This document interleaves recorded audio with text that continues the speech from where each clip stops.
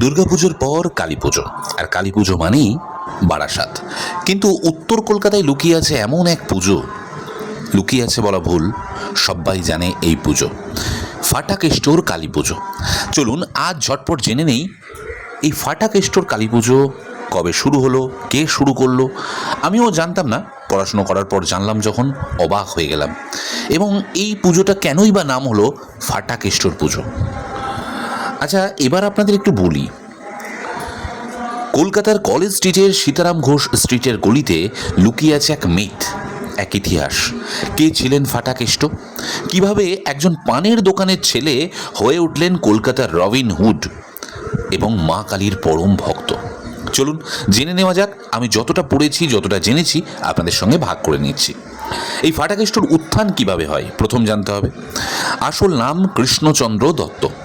1920-র দশকে জন্ম।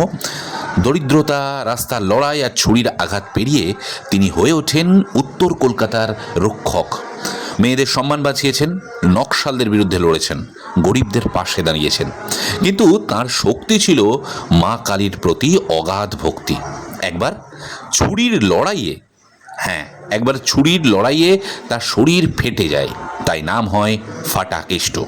আপনারা জানেন মিঠুন চক্রবর্তীর একটা বই MLA ফাটাকেষ্ট, এই সিনেমাটা কিন্তু তাঁকে নিয়েই। মা কালীর কৃপায় তিনি বেঁচে যান আর প্রতিজ্ঞা করেন মাকে উৎসর্গ করে একটা বিরাট বড় পুজো করবেন, যে পুজোটি আপনারা এখন এই ভিডিওতে দেখছেন। এটা কিন্তু ফাটাকেষ্টর পুজো। তিনি এখন নেই, কিন্তু তার যে তিনি শুরু করে গেছিলেন সেটি কিন্তু এখনও বজায় আছে।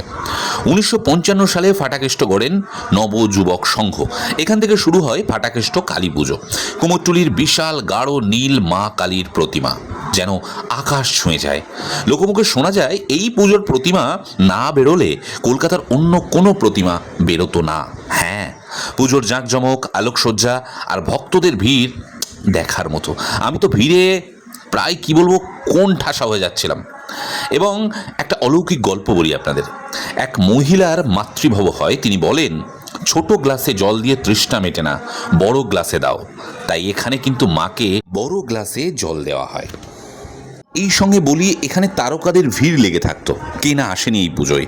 উত্তম কুমার থেকে শুরু করে অমিতাভ বচ্চন, রাজেশ খান্না, আশা ভোসলে, সুচিত্রা সেন, সকলে। 1980-র শেষে ফাটাকেষ্ট চলে যান, কিন্তু তার পুজো আজও জীবন্ত। নবযুবক সংঘ এই ঐতিহ্য বহন করছে। মা কালী এখানে জাগ্রত, লক্ষ লক্ষ ভক্তের মনোকামনা পূরণ করেন তিনি। তাই কলকাতায় এলে অবশ্যই ফাটাকেষ্টর কালী পুজো দেখো।